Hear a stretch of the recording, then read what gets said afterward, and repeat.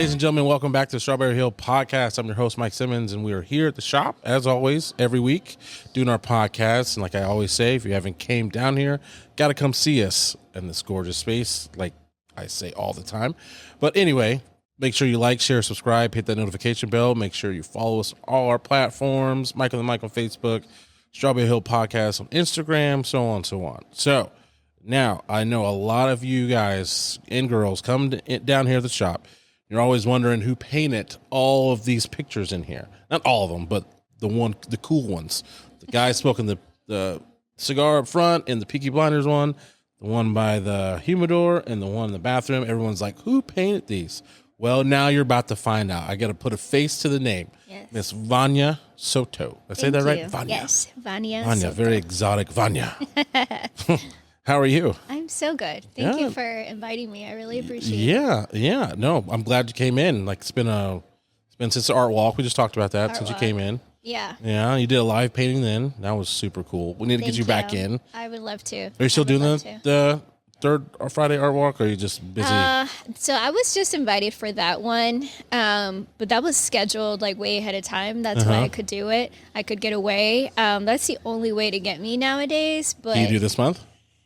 This month, September, is Hispanic Heritage Month. Oh, okay. Can you do October? I can do October, I'm going to schedule it right now. You can come here. Actually, I can do October. September, I can't. Yeah, Hispanic Heritage Month. Like, that's the only time, really, Hispanic artists really get asked for work or to do, like, keynote speaker or to do all, you know how it is. So September's busy. As February's busy for... Exactly. Exactly. That's the only time they're like, oh, we really want to hear your story. I'm like, man... Yeah. Like you guys got a whole 11 months out of the year, and now you're picking September. Anyway, yeah, sorry. But so you're booked in October. I'm already going to do it here. Yes. Heard it here on the Strawberry Hill Podcast. Yes. Yes. So you can't back out now. I can't back out now. Yeah. So you just opened up your own studio, right? I did. So where were you at before? So the one my only studio that I had before is with the Police Athletic League here in Kansas City, Kansas, on the Strawberry Hill. So I was there for about 2 years. I had recently lost my studio due to construction. My other studio, the first original studio that I had was on 9th. 9th in Minnesota. Mm-hmm. Yeah, 9th in Minnesota. And so I was there for a good while. I shared the space with a local soccer team league. And so it was great because we both served kids. And so due to construction, the landlord was like, everybody's got to get out. We've got to do some construction. And it ended up being that they were going to sell the building. Oh. But they didn't tell us that. Yeah. And so, and I've always lived here in Strawberry Hill. I'm going to go on 8 years now that I lived here on the hill. Yeah. And funny enough, I've always lived on the same street. I've just moved up the hill, which is hilarious. So it's eventually going to get to the point you can't move any further up. Actually, yeah, that's actually true. Yeah. And so, anyways, I was at the PAL for a while. I think it was 2 years. I started my art classes there and used this space as my studio space where I could do commission stuff. I was there during COVID, so that was really cool just to have my own space to paint. And now I'm in the West Bottoms, which is really cool. How you like being down there? I love being down there. We're right next door to the ship, so we get all of the ship goers. Better. Yeah, they have to go by my shop to go into the ship, so I always get a lot of foot traffic. And yeah, so far so good. So when are you open, or when's your studio open down there? I'm open Thursday through Sunday, 12 to 6. So I have bartender's days off Monday through Wednesday. So that's why I'm here today. Hey, my only days off are Sunday, Monday. So I feel you on that. Yep. Yeah. So are you originally from KCK, or are you? Not. I was born in Mexico, Ciudad Juarez, Chihuahua. That's where all the fine ladies are from. Gotcha. You know what I mean? Make that a note. Yeah, take that a note. No, highlight that in the podcast. And so I was born there, and then my parents came to the United States. I think it was like 95, and brought us to the U.S. I lived in South Carolina, North Carolina, and then we stayed in Tennessee. So that's where I grew up. went to school there and everything. And yeah, I've been in Kansas City for about like 17 years or so. So how did you get to Kansas City? So my godfather lived here in Argentina. And so I would always come and visit him and his family either summertime or for Christmas. Yeah. And so he just told me one day, like, you've got to move over here. There's not a lot of opportunities in Tennessee, especially for what you want to do and for a Latina period. They're like, and so, yeah, I took that as soon as I graduated. I moved to Kansas City and I lived with him in Argentina. And yeah, I have been here ever since. So there's nothing, I will say that Wyandotte County, like, we do have like a good Hispanic population and like a big Hispanic culture. And, and like, is there nothing, you said there's nothing really like that in Tennessee? Yes. As we're seeing, it's Tennessee whiskey Tennessee. So Kingsport, Tennessee, to be exact. Johnson City is like 5 minutes away.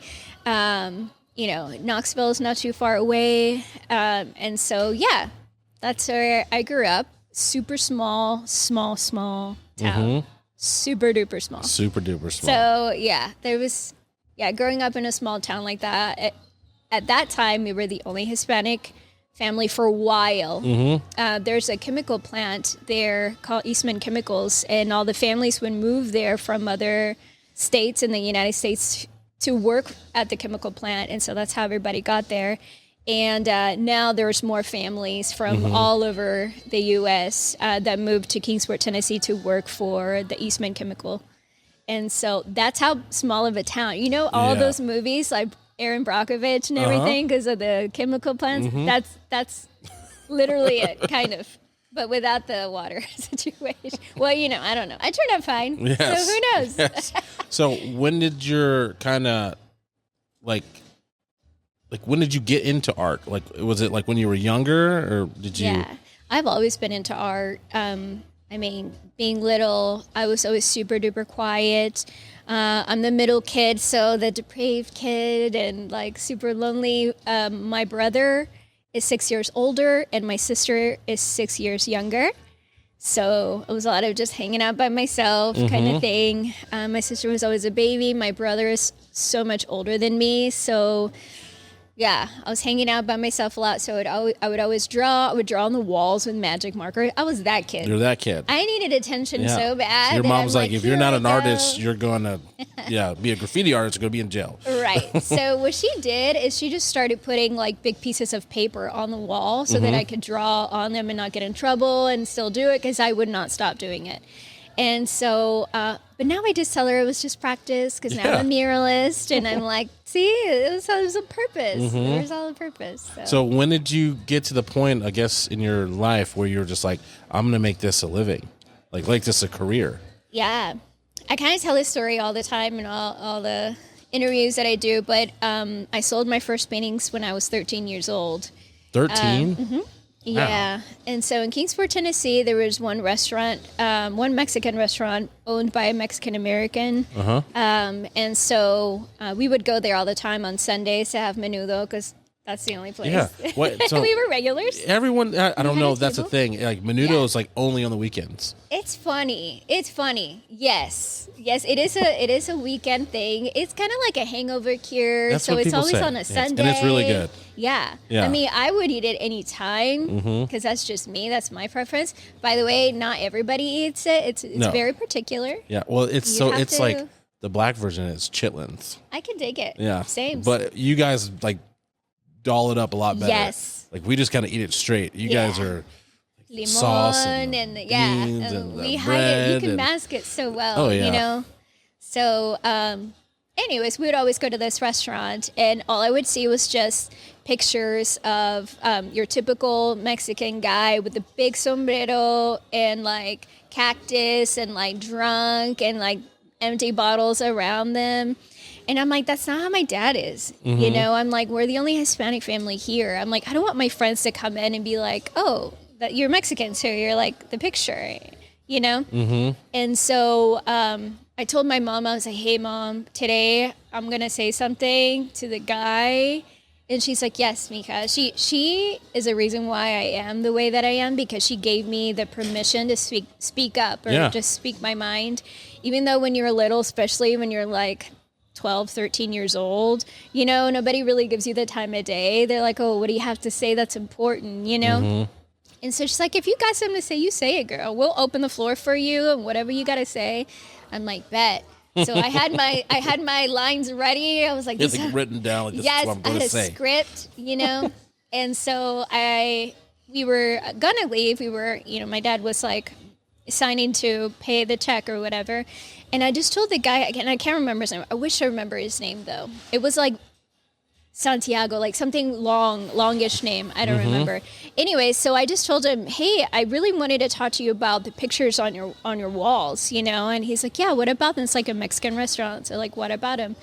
And I'm like, I just think they're a little offensive, you know? I think we should have like paint a more positive picture about our Mexican heritage, you know? And she's like, well, when you own a Mexican restaurant, you go to Restaurant Depot and you buy like the package that, you know, whatever art it's there exactly. that looks like it's Hispanic art. Yeah. That's what it is. And that's what people walk in on. It's a Mexican restaurant. You know what I mean?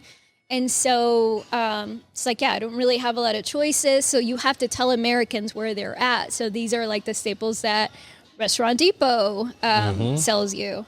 And I was like, okay, well, I don't agree. I was just telling him that I didn't agree. And so he's like, well, what do you have in mind? You know? And my dad always taught me, if you're going to come complaining, you better come with a solution, some kind of a plan, or even not a full thought out solution, but something that could possibly change, you know, the perspective. And so I just told him, well, I just so happen to be an artist. I just happen to be an artist. This right here. Here you go. Yes. I was like, I have so many ideas, you know, and he was like laughing at me, you know, how you would a kid with like, the audacity, you know. And he's like, okay. He's playing along. And he was like, next time you come, bring in your paintings and we'll see them and see what's up, right? And I'm like, okay, cool. So I turned to my dad. I was like, Dad, I'm going to need a loan. I was like, I'm gonna need canvases, paint, brushes. I'm gonna need a library card. I'm gonna need, because I just dated myself. Oh, it's all right. I feel like we're the same age, so we're good. So like going to the library, the only few books about like Hispanic heritage. Oh, I remember. I went into the encyclopedia. Yes. And you just looked up like art, history of like Mexico and the revolution and all of that. So that was like my education of that too, because I only did, I think, kindergarten in Mexico. So I don't remember any of that, learning any of that in Mexico. So you were a smart 13-year-old girl. Oh yeah. Oh well, with the parents. I want to draw something about SpongeBob or something. No, with the parents I had, they like really instilled it. Being not even first generation, being an immigrant to the United States, your eyes open to an experience that most Americans will never have to go through. Like learning another language, trying to fit in a place that you look completely different. Yeah. You look like an immigrant. You know what I mean? And just so many obstacles that you have to move through that you have no choice but to grow up faster. Yeah. And to mature faster, because if you didn't know the language, you gotta like see if somebody's like making fun of you, or like, you know, like really look at people and study people in a different way. So automatically, like, you're already a little bit more advanced in communicating than others, because you have to for survival. You know, so my dad's like, cool, I'll give you the loan, but you have to pay me back. So if you don't sell any of these paintings to this guy, I don't know what you're going to have to get a job or something, you know? And I was like, okay, cool. No, because I was so like, I got this. Like, yeah. And so I went, got the materials, did my research. I did about 6 paintings. I did renditions of like Frida Kahlo and Diego Rivera. And I met them all at that time, at that moment, for doing the research that I wanted to do to get those paintings done. And so the encyclopedia kind of taught me of who I really was and my culture and like my background and like the artists that came before me, because I was already like an artist in my mind, you know, like that's what I was gonna be. And so, I got to learn a lot. I did the 6 paintings, And then I was like, Dad, we can't go. We had to skip a Sunday. I'm like, we can't go this Sunday because I'm not ready yet. Mm-hmm. Yeah, so if you go back, you got to be ready. He can't see me before I'm ready to present. Like, that's crazy, you know? And so he's going to lose respect for me. My dad's like, okay, cool. I'll like cook out this Sunday, whatever. I'm like, okay, so I need a ride next Sunday. So give me a ride. You know, he's like, okay, cool. So we get there. I told him to park in the back of the restaurant. And I told him to wait in the car because I didn't want him to be like, do the dealing, you know, for me or anything to be my representative. I wanted to be my representative. Did you already like have a price and everything? That Absolutely. Look at you. Yes. I thought about how much I needed to pay my dad back and how much I needed to kickstart my business. Yeah. Kickstart my business of this is what I'm going to do now, you know?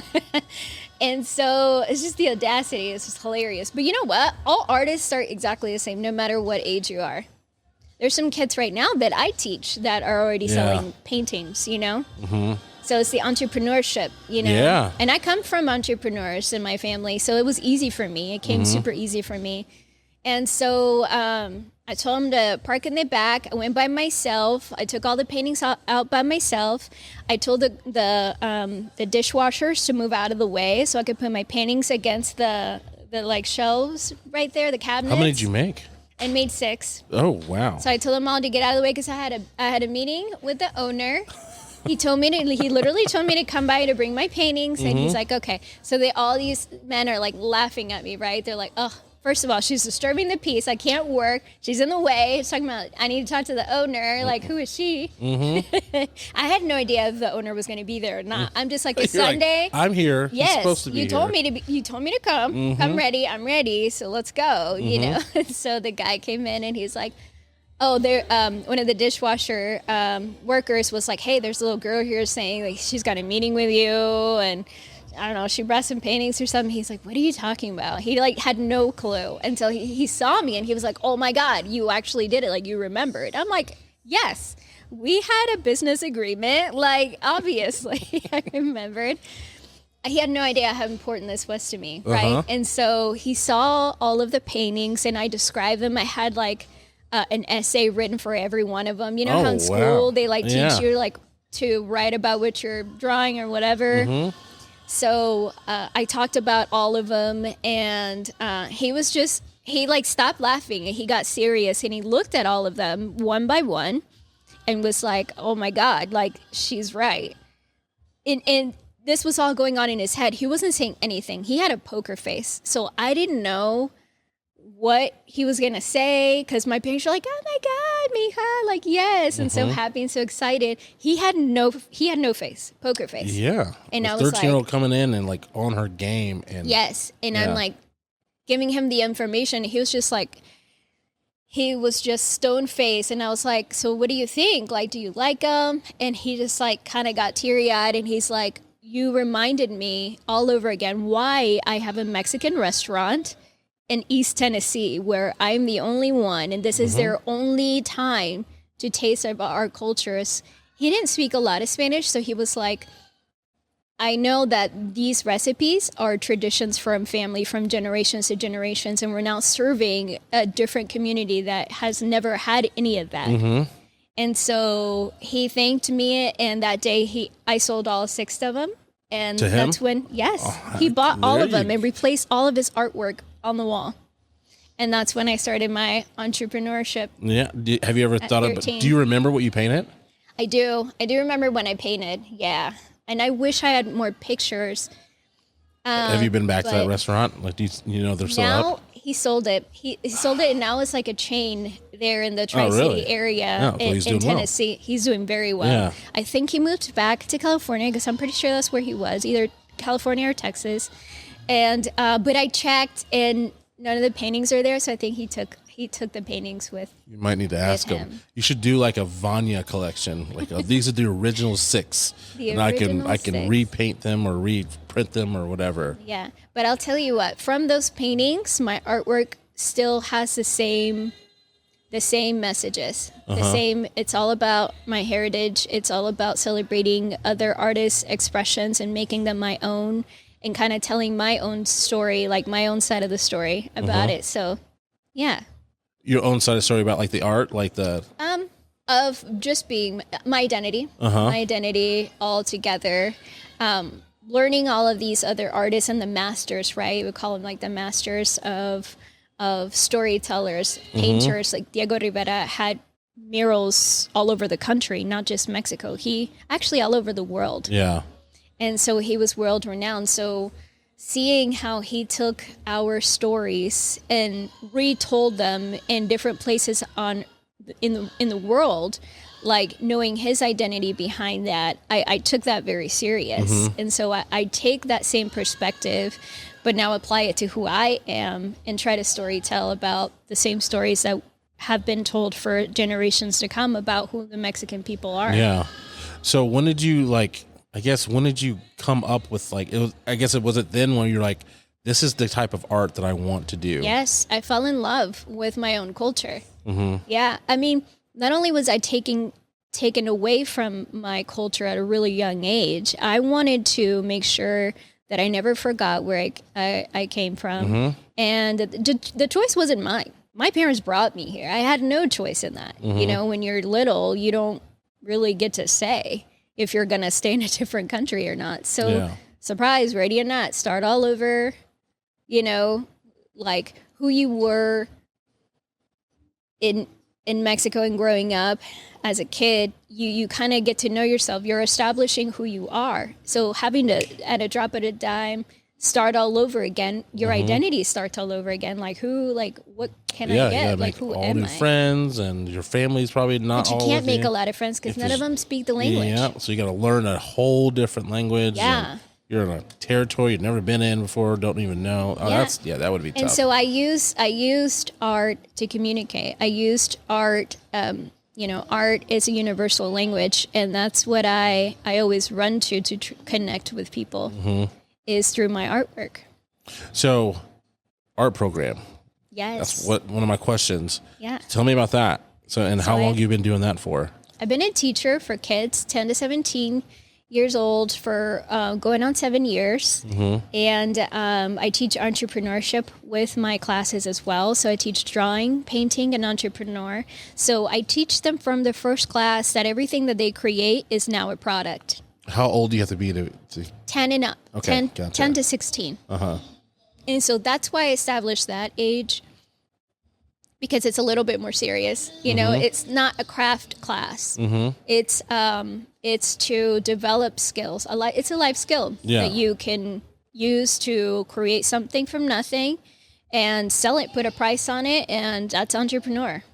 And so, I have a program for kids that I just started back up in my new art studio. And so we have 2 more classes left. So it's five classes every Sunday, 12 to 3. And at the 5th class... There's 5 classes from 12 to 3? So there's, in the program, the kids will have 5 classes. Oh, I gotcha. 5 Sundays. Gotcha. And then the schedule is 12 to 3 on Sundays for the class. And then on the 5th day, it's actually an art show for the kids. They get to sell and present all of the paintings that they've been working on for those 5 classes. And so they get to sell their work and they keep 100% of the profit. And so it's an early introduction to entrepreneurship. Yeah. Like how to make the product, how to package the product, and then how to sell the product. Using art, using something that's fun. Yeah. So even if they don't grow up to be like entrepreneur artists like myself, they can at least get the concept of making something with their own 2 hands from nothing, creating it and actually packaging it, meaning how much am I going to sell it for? Yeah. What is the titles? How do you come up with the title, you know? And then signing it, which I always teach, their signature is their brand. Vania Soto is my brand. You know, so as soon as you sign it, you're stamping it, your logo, and then you sell it out, and they get to keep the money of what they sell. So they can start all over, or they can save. Yeah. So you mentioned like titles. I was wondering that. How do you come up with like titles of your artwork? Like, do you just kind of see it and like, I think this is what it's got to be called? It's different for everybody. For me, all of my paintings kind of have a story back like a backstory to it. And so I come up with a title with the backstory. It's always kind of funny, or you'll find the reasons why. And so that's kind of how I come up with my titles, but every artist is different. Like, for example, in landscaping, like doing paintings of landscapes, it's really hard to come up with like in-depth title. So sometimes they'll just be like Blue Sky 1, Blue Sky 2, Blue Sky 3, so it just really just depends. It doesn't always have to be so profound. So everybody's different. So how did you, not, I guess, transition, but because you do, the mural art and stuff, but you actually are a muralist. Like, yes, you do big stuff. Yes. So how did you come into like, I'm going to paint on canvas to where I'm going to paint this whole big ass wall? Yeah. It's actually really funny because it was with Mexican restaurants again. Oh, yeah? Yeah, absolutely. I think if you don't know anything about Latinos, at least you know their food. If you don't know a lyric to not one song, you know at least how to order from the menu. Mm-hmm. So a lot of how culinary is art. A lot of how people know us is through our food. Mm-hmm. And so a lot of the times we connect, we meet there, we eat there, we're celebrated through our food, really, in the States. And so I have a lot of connections through the restaurants, but most restaurants are always looking for artwork. Mm-hmm. And so I had it actually wasn't even a Mexican restaurant. It was a Venezuelan restaurant called Empanada Madness. Oh, yeah. Yeah. So not their Southwest Boulevard one where they used to be, but the other one. I think it's Leewood, Linwood. I think there's the one Leewood. Yeah. Yes. Yeah. And so they actually reached out to me and they were like, hey, I knew the daughters. And so they're like, we'll just ask her if she could do it. And I did a mural of the most important places in Venezuela. And so like there was some mountains, there's like a waterfall, there's there's always a bird that represents a country. And so different places in Venezuela and like the most famous one. So I kind of did a collage and put it all together. And that was my first mural ever. Mm-hmm. And freaking killed it. I was like, oh my gosh. Okay. I took it very serious. I asked so many muralists, like, what paint do you use? What do you suggest? Yeah, I'm sure it's tough because you're not just painting on a flat surface and you're painting outside. No, actually, this was inside. Oh, inside. Well, I've seen you do it outside here, too. So, sorry. Yeah. I do have a lot outside, but that's how I got started, is doing murals in Mexican restaurants inside, indoors. And then from there, you put everything on social media and you get other opportunities to work outside. And so, yeah, that's just how I got started. Mm-hmm. Yeah. And so I know you've done a couple here, not like out in KCK, right? Mm-hmm. Like the big murals and stuff like that. Not here in case. Oh yeah, in the Kansas City Community College. Yeah, I've done a few outside. When you're driving down, State Avenue, State Avenue to go to Kansas City Community College. The main sign that says Kansas City Community College that has a mural with a lot of graduates. I painted that one. Yeah. And then I painted. Cool. Yeah, and then I painted the one in the back on Parallel that also has the KCKCC, and I did both sides. One was a jazz theme because they have a huge music program, and then on the other side I did girls soccer because that's kind of what they're known for, is the girls soccer team. So I did that one. Yeah. Yeah, I need to get you to do one more here. We talked about that. Okay, yeah. Yeah, definitely. And so we talked about the story too, how we met. Yes. Tell the story. So this was what? I got the building in like November, so this had to have been December or January-ish, because it had to have been a nice day because you were walking. Yeah, because we were walking. Yeah, and then my garage was open, and you guys kind of peeked your head in. And you're like, hey, what is this? I was like, this is going to be a cigar lounge. And I'm like, yeah, I need art, and I need all this stuff. I'm trying to figure out if I can find an artist. You're like, that's what I do. I was like, no shit. It's meant to be. Yeah. And then I was like, I need 2 pieces of art. And I'm not going to lie, I didn't even research yet. So I was like, I trust her. So she said she could do it. Yeah, she said she could do it. I was like, And then I remember I was like, before I looked you up, I told a couple people, I'm like, yeah, this girl named Vania stopped by. They're like, oh my God, she's amazing. I'm like, well, sounds like she's got the job. Yeah. And so you have 2 great pieces of art, which people always ask, like, can I buy those? I was like, no, those are mine. Those are mine. I'm like, well, can she do it? I was like, can she pay another one? I was like, no, she can't. Those are mine. Originals. 1 of 1. Yes, 1 of 1. Yeah. So yeah, no. And then we got to do another one. We got to figure out that one. So here soon. But I wanted to ask, like, when you do like your paintings, like, do you kind of like, do you have like a routine or like a ritual, or like how do you get your mind set on like what I want to paint, or do you just kind of just go? Like if it's just your painting, like you just kind of want to go.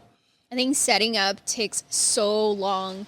Setting up and getting in the mood is the hardest part. Starting is the hardest part, because once you start, like, I can go for hours and hours. But getting started and getting in the kind of like the right mindset to be painting, because especially when you're doing portraits and doing detail-oriented paintings, you kind of have to, it's breath work.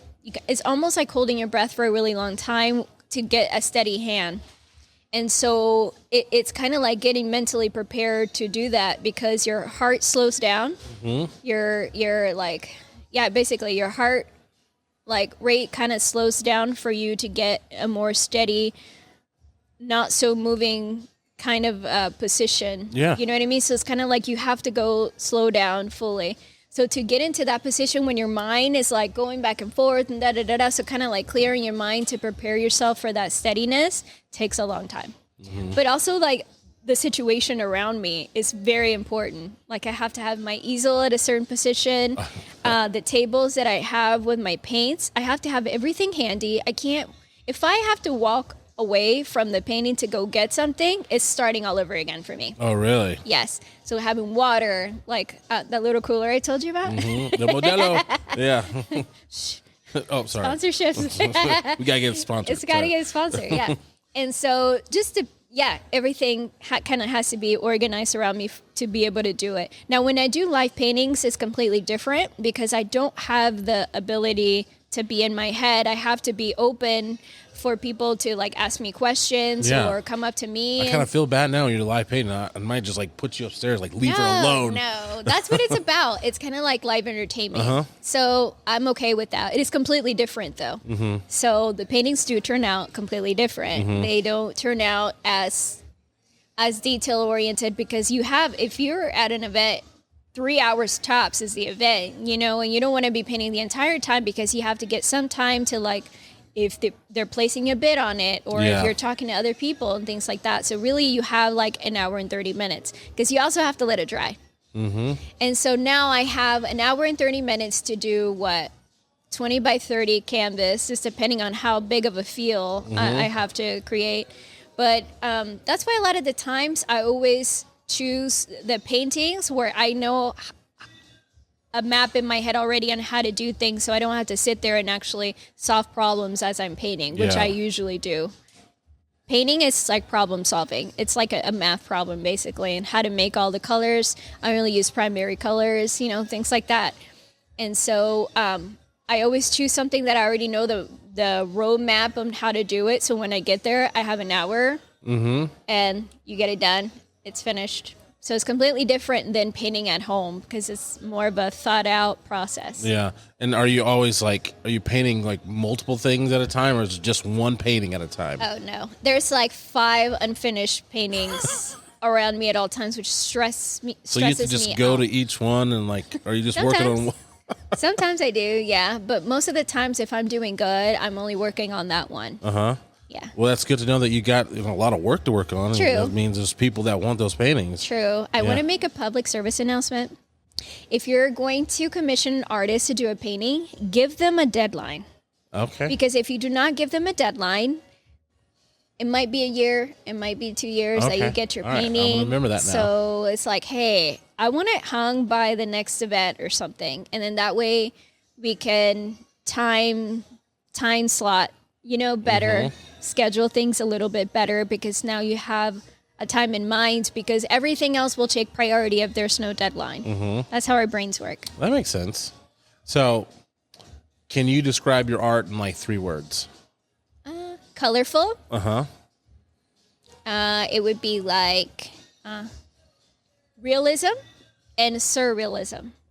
Surrealism is kind of like a twist on realism. So, for example, I love doing portraits, but sometimes I'll use colors like neon colors that are not natural to our skin tone. So that's the surrealism. The realism part is doing portraits, and then the colorful part is just like I just love doing colorful things. Is there any art that you like don't like? Any type of art that you don't? Letters, please.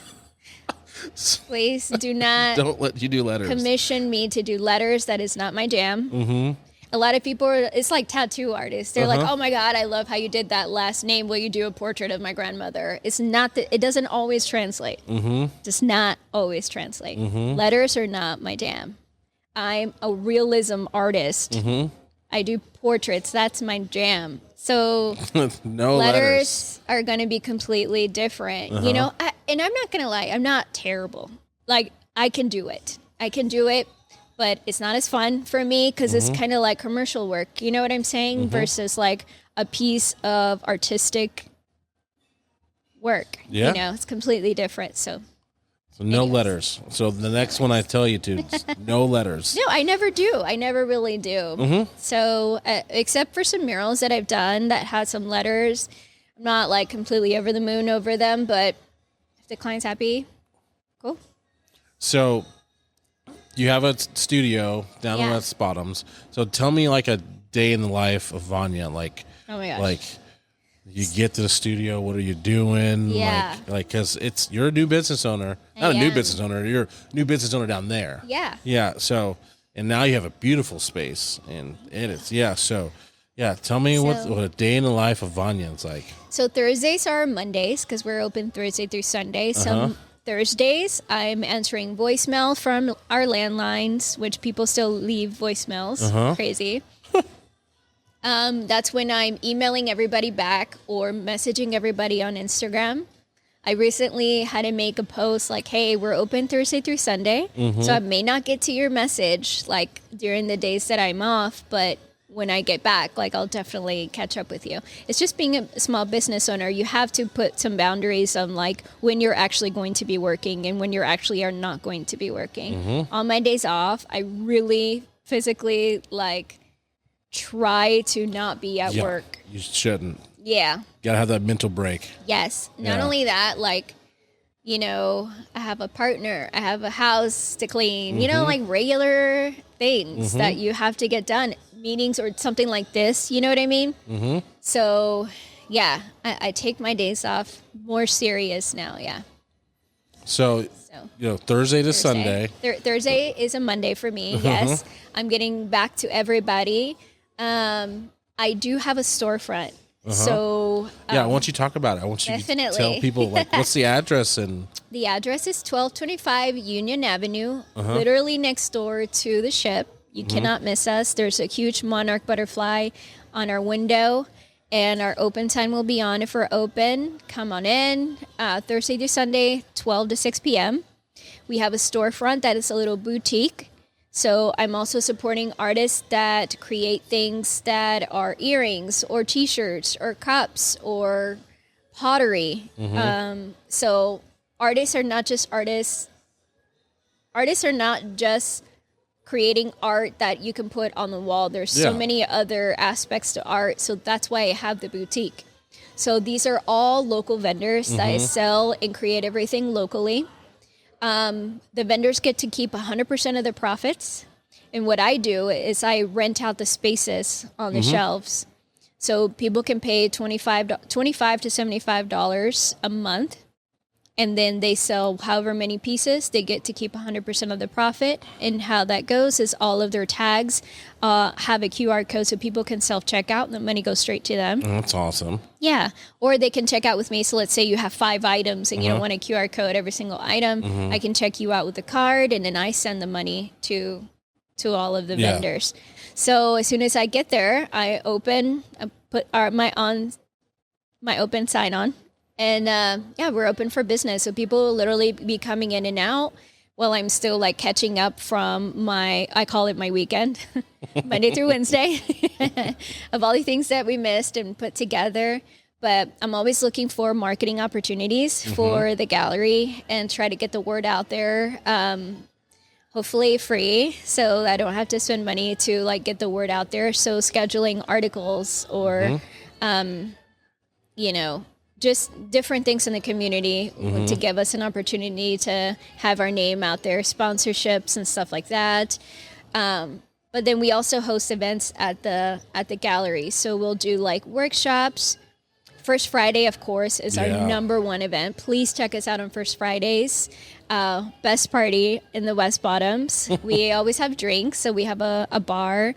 If we don't have a DJ, we'll have like a live performance. Oh, even better. Yeah. And so it's really cool. We're really happy to be right next door to the ship because that's the vibe that we give as well, but more community oriented.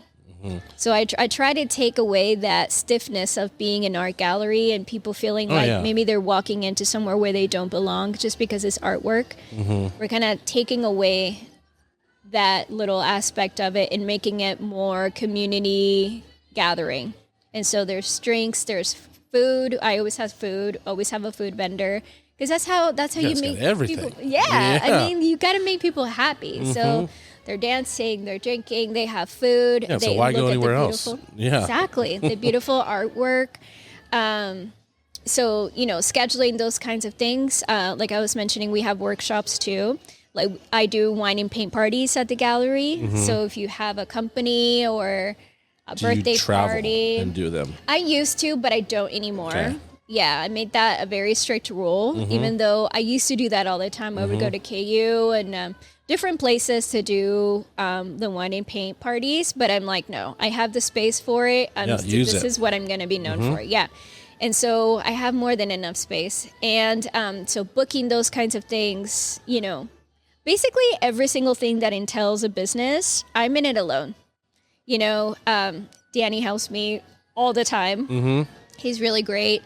And so, but I'm the one behind everything, answering back emails, calls, Same here. Sponsorships. You know how it is. Yes, sir. And so that's where I've been, this year. They always say the first few years are like the toughest because you got to get a good swing of things. And it's like we are learning as we go. And it's like, what do the people want? Yeah, what do the people want? I like, what things do I need to do? What things should I hand off? And absolutely. Like, how much can I have on my plate? Yes. So that was going to lead me to my next question is like, what's the hardest part about being an artist or a business owner like that you've experienced so far? For art is completely different than for a small business. I'm pretty sure if I'm not the only one, I'm one of the few Latinas that own an art gallery. So getting my name out there by myself has been pretty interesting because all of the galleries here are tied into a nonprofit or they're tied into, that's not their main thing. They just also have a gallery on top of all of their business, or their whatever they do. And so that has been completely different. I am venturing on to possibly have a nonprofit inside of Monarca Art Space. We also have 4 art studios for artists available to rent out. And so I'm hoping to, if not act like a 501c3, at least have a fiscal agent where I can work under to kind of play as a 501c3 and get those studio spaces rented out for artists, hopefully at no cost to them. And kind of that would be my way of giving back. And so right now the studios are empty. And so that's kind of my next move of what I want to do for next year. Hopefully by the end of this year, I'll know exactly which way I'm going. Yeah.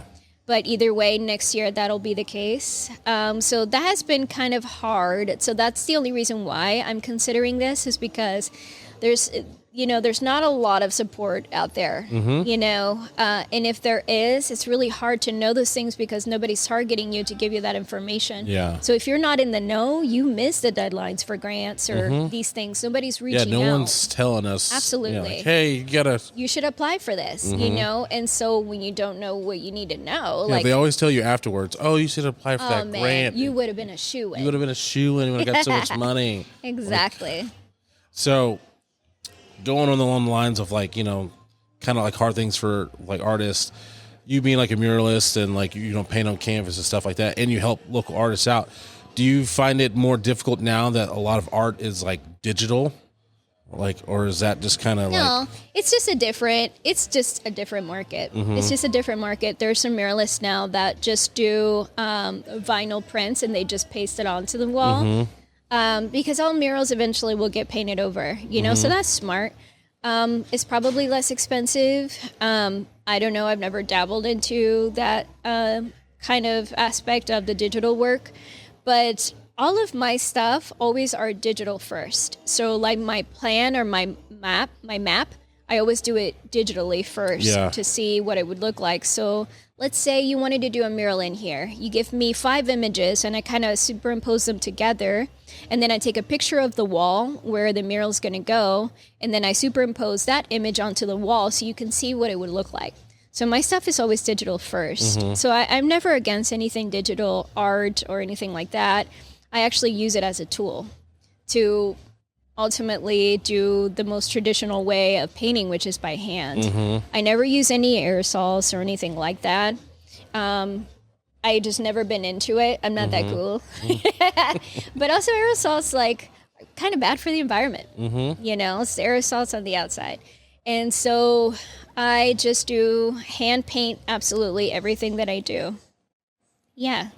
So I'm going to ask a random question, but it's not really random to it. So if you could work with any artist, dead or alive, who would it be? Fuck. There's so many good ones out there. I know. Turn that down. Who's that? Sorry. It's okay. I don't know. That's such a good question. My mind would go... any of the artists I would love to work with always did their own thing or always a solo act. So like, I don't know how I guess getting inspiration from an artist would probably be a better way to put it. Yeah. I would be a good mix between Diego Rivera, for sure. Even though, I didn't like him as a person. He kind of is terrible as a person. Yeah, most artists are though, excluding myself. Yeah, I was like, you're not. Yeah. Thank you.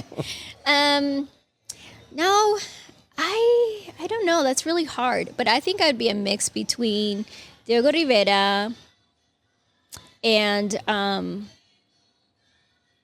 Frida has an aspect that I can really enjoy and get into with very personal kind of art. But I'm much more colorful than that. So I don't know. That's a really good question. I'm not sure. I really like Picasso and his craziness because there's no limit to his imagination. Yeah. I love it how like Picasso, like how he started and like when he finished, like completely different. Yeah. Like he was all over the place. Yes. It would be a twist between. Sorry, what you were talking about. I was looking for the you're like, name. got it. I love Van Gogh for sure. Yeah, just don't do the crazy stuff. I won't do the cutting crazy off your stuff. ear and all that stuff. But if I do, I'll invite you. Yes. It'll be a party. Yes, like it's my ear party, my Van Gogh party. Right. So, I forgot what my next question was going to be. I don't know why I'm drawing blank. Everyone draw me a blank here. So sorry. It's the music. Yeah. It's the music. So what is next for you? Wow. So I recently did an exhibition as a group exhibition at the Nelson Atkins. I was there for a year. It just finished last weekend. So I think I'm gonna go into exhibiting in galleries again. I think that's how I started, is exhibiting in galleries. I think I'm headed that direction again as me personal Vania Soto artist. I think I'm going to head that direction again. I recently started painting more again, which I haven't done in about 2 years. Stuff that isn't commissioned, stuff that is mine to exhibit. So yeah, I'm super inspired.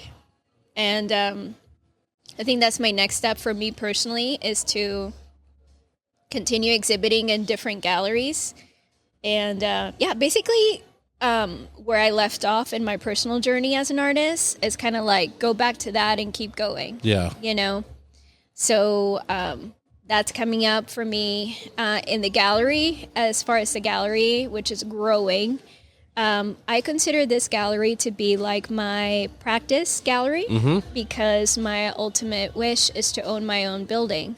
Oh, there you go. Yeah. Yeah. And so this is kind of like my practice run of how I would run my building and my business on a bigger scale.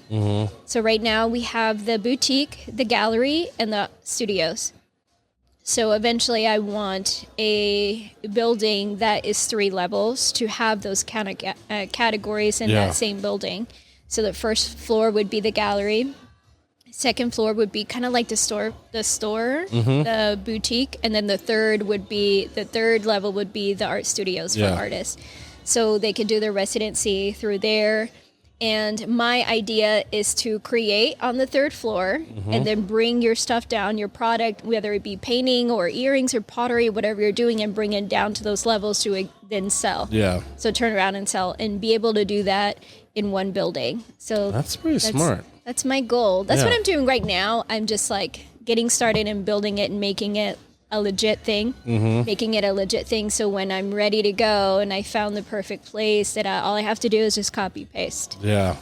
So I know you teach and stuff like that. Yeah. And do really a lot for the aspiring artist, but what advice would you give an aspiring artist or someone trying to think about getting into art? Like, you've been in the game for a long time. What would you tell someone that's an aspiring artist? Like, what advice would you give them? The most annoying advice ever is just to, number one, practice literally every day as much as you can. If it's roses that you're into, paint a rose every single day or every time that you get a chance, an opportunity to get that rose and into a higher level. Let's say you're a tattoo artist, same thing. Practice that rose forever and ever until like you cannot, and then not only with that practice will you come up with your own style, you'll discover the style that you have, because a lot of artists are like, well, I don't know what my style is. I could do black and white, but I could do colors and I could do like landscapes, and I'm just like, find the thing that you love and that you're badass at, and I'll be like, cool, this is me, this is the kind of stuff that I do. So I would say practice as much as you can. Practice makes perfect. But then the second one is fake it till you make it. And that just means like, hey, start posting everything that you create. Even if it's just a practice run, like, hey guys, here's me practicing again, and put the word out there that you're a building artist. So whenever it is that you do get that big opportunity, people already know your name. Yeah. And so from that opportunity comes a lot more, but you can't start from your first opportunity and finally post about that first opportunity, because you can't plant the seed, or, you have to plant the seed super early so people already have heard of your name. And when that opportunity comes, people are already prepared to welcome you or to receive you as that kind of artist. Yeah. So that's what I call fake it till you make it. I like that advice. It's good. You did say something about tattoos. Yeah. You don't have tattoos. I do not. You're like one of the only artists I've ever seen that has 0 tattoos. Yeah. You're like, I'll paint on the wall, paint on the canvas, not on my body. Well, here's the thing. All of the tattoo artists that I would love to tattoo on me are very expensive. Oh, yes. I was in the tattoo world for a while because I had an ex that was a tattoo artist. And so being able to meet the heroes of the art tattoo industry is like, I can't go to your next door neighbor now. Like, I know what could be done now. You know what I mean? So that's the only reason that I don't. All right, so if you get some money, you better believe you're gonna have like a full sleeve next time. You better. Then believe. I know I'm like, oh, she sold a lot of paintings. I sold a lot. She did good. She did Monarca good. Art Space really went out there and did it. Yeah. So that's the only reason that I don't have tattoos. I have a lot of ideas of what I would put on my body, like art-wise, but I would never tell an artist, this is exactly what I want, because if I'm coming to them, it's because I like their work. Yeah. I want them to kind of do their own thing. I want to be like, okay, this is who I am. This is what I'm about. This is the piece that I really love. I want you to put your input into this image and whatever makes sense for my body, because it also has to make sense for your body. You know what I mean? So so I have a lot of years of working that out in my head. And if my favorite artist would ever be number one available, because they're all booked out like 5 years. Yeah. So by the time I get the money, I'm just going to be on the waiting list for about 5 years. I'll get one here about 5 years. Exactly. Yeah. But Nico Hurtado is one of them. He is amazing. Is he local? No, he's in California, just like most of the greats.